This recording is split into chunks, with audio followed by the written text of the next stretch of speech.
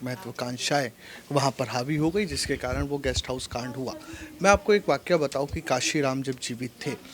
तो मायावती के मन के भीतर जो लोग कहते हैं कि राजनीतिक लालसा इतनी अधिक थी कि काशीराम अपनी जो विरासत है वो किसी लगातार कांग्रेस जो है बीते दिनों से कोशिश कर रही है कि मायावती इंडिया गठबंधन में शामिल हो, लेकिन जिस तरीके से अखिलेश यादव मायावती को लेकर बयान देते हैं, ऐसे में ये साफ तौर पर जाहिर होता है कि यूपी में, जैसा कि सर ने बताया, कि यूपी प्रत्याशियों को उतारे और उन सीटों पर उनके प्रत्याशी जो है वो जीत करके भी आ सके। क्योंकि लगातार हम जिस ढंग से देख रहे हैं कि भारतीय जनता पार्टी जिस आक्रामकता के साथ राम मंदिर की आज जो है प्राण प्रतिष्ठा भी हुई और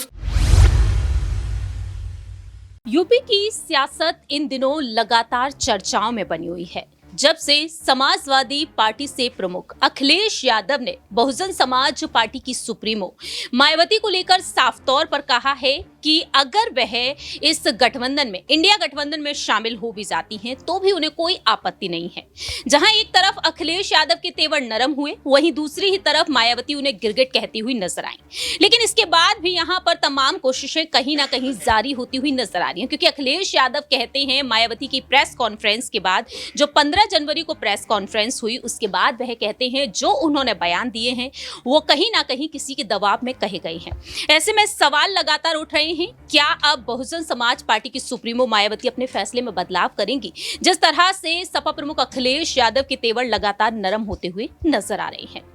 नमस्कार, मैं प्रांशी राठौर और आप देख रहे हैं नेक्स्ट 9 न्यूज। स्वागत है आपका हमारे स्पेशल प्रोग्राम 2024 का महासंग्राम में, जिसमें न्यूज रूम में बैठे हुए सहयोगियों से जानना चाहेंगे कि आखिरकार इंडिया गठबंधन में तो बहुजन समाज पार्टी शामिल नहीं हुई, लेकिन यूपी की सियासत में क्या एक बार फिर से सपा और बसपा का गठबंधन देखने को मिल सकता है? ये काफी अहम हो चुका है। दरअसल जिस तरह से अखिलेश यादव ने बयानबाजी की और दूसरी ही तरफ मायावती जो बैठकों का दौर लगातार जारी किए रखे हैं, उन्होंने हाल ही में जो बैठक की, इस बैठक में उन्होंने साफ तौर पर कहा कि हर एक विधानसभा क्षेत्र में अब चौपाई लगानी है और निर्देश देती हुई नजर आई हैं कि किसी भी अफवाह पर ध्यान नहीं देना है। जिस तरह से जो अफवाहें उड़ रही हैं बहुजन समाज पार्टी की रणनीतियों को लेकर कि वह अकेले ही चुनाव लड़ेंगी या फिर किसी गठबंधन की तरफ उनका रुख हो सकता है, तो ऐसे में मायावती ने हर एक विधानसभा क्षेत्र पर नजरें बनाना शुरू कर दिया है। लेकिन दूसरी ही तरफ देखा गया है कि कांग्रेस यहाँ पर दलित समुदाय, पिछड़े वर्ग को, अल्पसंख्यकों को साधने के लिए बसपा का साथ चाहता था, लेकिन मायावती ने यहाँ पर सभी का साथ लेने से साफ तौर पर इनकार कर दिया है। ऐसे में सवाल यहां पर ये उठते हैं कि दलित पिछड़े वोट बैंक को अपने साथ में लाने के लिए इंडिया गठबंधन की तरफ से, कांग्रेस की तरफ से, समाजवादी पार्टी की तरफ से क्या एक बड़ी पहल एक बार फिर से की जाएगी? क्योंकि अभी 3 से 4 महीनों का वक्त बाकी है लोकसभा चुनाव में। पहला सवाल हम लेना चाहेंगे हमारे सहयोगी राकेश मोहन सिंह जी से कि आखिरकार इस पूरे ही राजनीतिक प्रकरण पर उनका क्या कुछ कहना रहेगा। मायावती कहती हैं कि अगर गेस्ट हाउस कांड ना हुआ होता तो वह इस दल के साथ अभी भी होती, यूपी की सियासत में सपा बसपा का गठबंधन राज कर रहा होता। लेकिन जिस तरह से देखा है कि अभी भी यहां पर मायावती लगातार बयानबाजी देती हुई नजर आ रही है। हमने देखा कि गेस्ट हाउस कांड के बाद भी ये गठबंधन होता हुआ नजर आया था यूपी की सियासत में। क्या अब यहां पर संभावनाएं नजर आएंगी या फिर नहीं? सवाल यहां पर राकेश जी से लेना चाहेंगे कि आखिरकार इसको लेकर वह क्या कहना चाहेंगे। मायावती जो एक वक्त इस गठबंधन का हिस्सा रही, लेकिन गेस्ट हाउस कांड की अब वह बार बार कहती हुई नजर आ रही है कि अगर वो कांड ना हुआ होता तो यूपी की सियासत में सपा बसपा का गठबंधन राज कर रहा होता। देखिए, वो जो उस समय जो गेस्ट हाउस कांड हुआ उसके भी अपनी राजनीतिक महत्वाकांक्षाएं वहां पर हावी हो गई, जिसके कारण वो गेस्ट हाउस कांड हुआ। मैं आपको एक वाकया बताऊं कि काशीराम जब जीवित थे तो मायावती के मन के भीतर जो लोग कहते हैं कि राजनीतिक लालसा इतनी अधिक थी कि काशीराम अपनी जो विरासत है वो किसी और को ना सौंपते, अपने परिवार के किसी व्यक्ति को ना सौंपते। तो अंतिम समय में मायावती ने काशीराम से उनके परिवारजनों को मिलने का मौका तक नहीं दिया। ये स्थिति मायावती की थी। गेस्ट हाउस कांड का अपने एक राजनीतिक,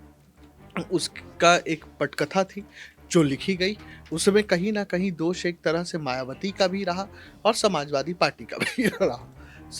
बसपा सुप्रीमो मायावती की तरफ से जो ये बयान आ रहे हैं, ये बदले हुए राजनीतिक हालातों की वजह से ही आ रहे हैं। देखिए, मायावती के पास अब कुछ ज़्यादा बचा नहीं है यूपी में या देश में करने के लिए। तो ये एक जो सॉफ्ट बयान अब आने शुरू हुए, ये इसमें आप देखिए भविष्य की राजनीति को टटोलने की कोशिश कीजिए। भविष्य में मायावती के मन में भी कहीं न कहीं ये है कि हम अ, एक गठबंधन का हिस्सा रहें या एक ऐसे दल के साथ जुड़े हुए रहें कि जिनसे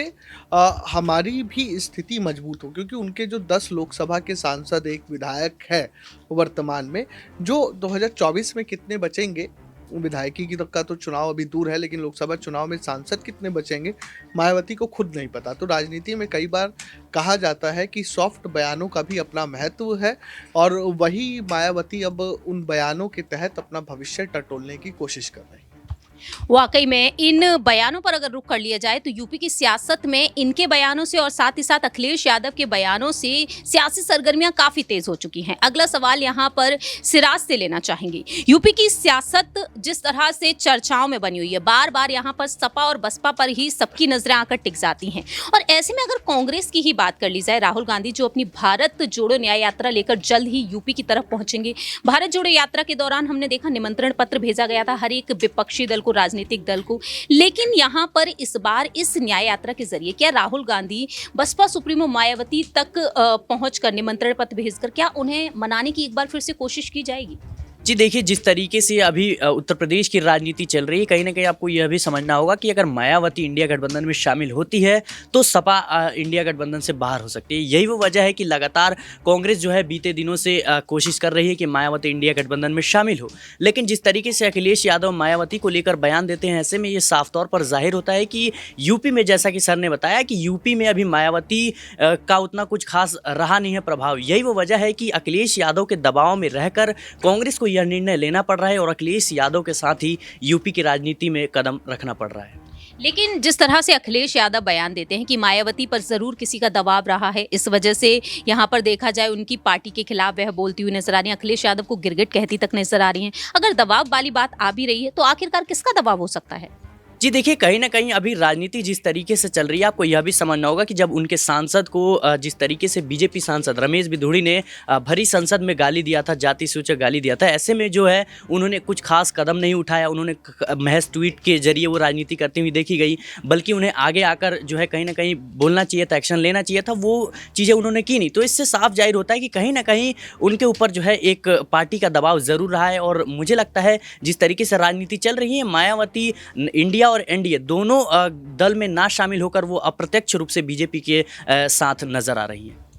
वाकई में जिस तरह से यहाँ पर मायावती को लेकर ये सवाल भी उठ चुका है कि कहीं ना कहीं केंद्र की मोदी सरकार के समर्थन में, बीजेपी के समर्थन में मायावती के सुर यहाँ पर अब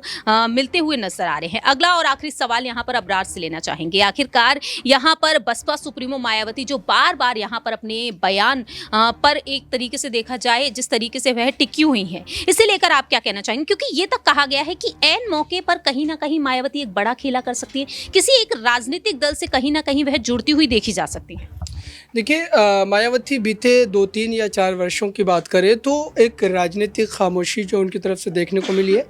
और फिलहाल अगर देखा जाए तो जिस ढंग से इंडिया अलायंस बना, इस पूरे अलायंस में जो तमाम विपक्षी दल ने अपनी जो है शमूलियत को दिखाया, लेकिन दूसरी तरफ अगर देखा जाए तो मायावती पर जो नज़रें टिकी हुई थी और ये दावे किए जा रहे थे कि मायावती को भी कांग्रेस पार्टी मना लेगी या कांग्रेस पार्टी एक पहल करेगी, मुझे लगता है कि ये कोई ढकी छिपी बात नहीं है कि मायावती की ये राजनीतिक खामोशी किस वजह से, हालांकि विपक्ष में एक फूट न पड़ जाए या फिर एक दूसरे में जो है सिर फुटअव्वल ना हो जाए, इस वजह से इस पूरे मुद्दे पर कहीं ना कहीं विपक्ष के द्वारा भी एक संयम जो है वो बढ़ता जाता है। लेकिन उसके बावजूद भी मायावती उस राजनीतिक हैसियत में उत्तर प्रदेश में इस वक्त मौजूद नहीं है कि वो अपने बलबूते जो है तमाम सीटों पर अपने प्रत्याशियों को उतारे और उन सीटों पर उनके प्रत्याशी जो है वो जीत करके भी आ सके। क्योंकि लगातार हम जिस ढंग से देख रहे हैं कि भारतीय जनता पार्टी जिस आक्रामकता के साथ राम मंदिर की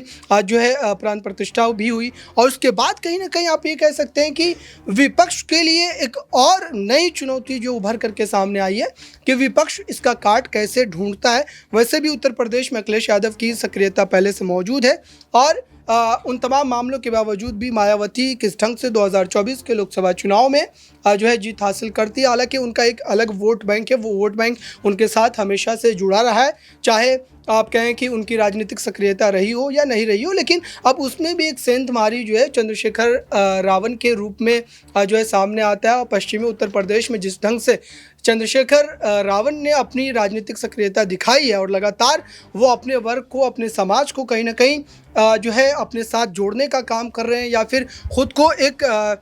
राजनीतिक रहनुमा के रूप में पेश कर रहे हैं। मुझे लगता है कि ये मायावती के लिए आने वाले दिनों में कहीं ना कहीं एक बड़ी आखिरी यहाँ पर सवाल ये बनता है कि जिस तरह से डिंपल यादव अपने परिवार को मजबूती से संभालती हुई नजर आई है, पार्टी की कमान को भी, क्योंकि शिवपाल सिंह यादव को मनाने में भी उनका हाथ रहा, क्या यहाँ पर डिंपल यादव जो मायावती के मंच पर पैर छूती हुई नजर आती हैं, क्या यहाँ पर डिंपल यादव की तरफ से कोई पहल देखने को मिल सकती है? देखिए, बिल्कुल हो सकती है। और पार्टी में खास करके अगर देखा जाए जिन नेताओं का व्यक्तिगत तौर पर जिनसे अच्छा रिश्ता रहता है, ताल्लुकात रहते हैं, जाहिर सी बात है कि उन नेताओं को इस काम की जिम्मेदारी दी जाती है। और अखिलेश यादव का जो हालिया दिनों में बयान आया, जो जिसमें उन्होंने कहा कि वो बहन जी को प्रधानमंत्री के रूप में देखना चाहते थे, तो मुझे लगता है कि ये एक राजनीतिक मजबूरी भी है। और इस वक्त जो आप कह सकते हैं कि पॉलिटिकल हालात बने, उस लिहाज से भी देखा जाए तो अखिलेश यादव को और मायावती दोनों को ही गठबंधन करने की बेहद ज़रूरत है, क्योंकि बीजेपी एक आक्रामक राजनीति करते हुए लगातार आगे बढ़ रही है। और अगर अपनी साख बचाए रखना है तो जाहिर सी बात है कि ये गठबंधन बिल्कुल इस वक्त की आप कह सकते हैं कि अहम ज़रूरत है। वाकई में फिलहाल देखा जाए यहाँ पर डिंपल यादव की तरफ से क्या कोई बड़ी पहल नजर आएगी या फिर नहीं, क्योंकि अखिलेश यादव तो लगातार बयान दे ही रहे हैं, लेकिन ऐसे में डिंपल यादव भी जो लगातार कई राजनीतिक और सामाजिक मुद्दों पर अपनी बात भी रख रही है। मैनपुरी से सांसद है डिंपल यादव और एक बार फिर से लोकसभा चुनाव वह लड़ती हुई देखी जाएंगी। दावे किए जा रहे हैं कि मैनपुरी से ही वह चुनाव लड़ती हुई नजर आएंगी। अब आने वाले वक्त में देखना होगा आखिरकार मायावती अपना फैसला बदलेंगी या फिर नहीं। फिलहाल इस खास रिपोर्ट में इतना ही। बाकी की तमाम अपडेट्स के लिए देखते रहिए नेक्स्ट 9 न्यूज।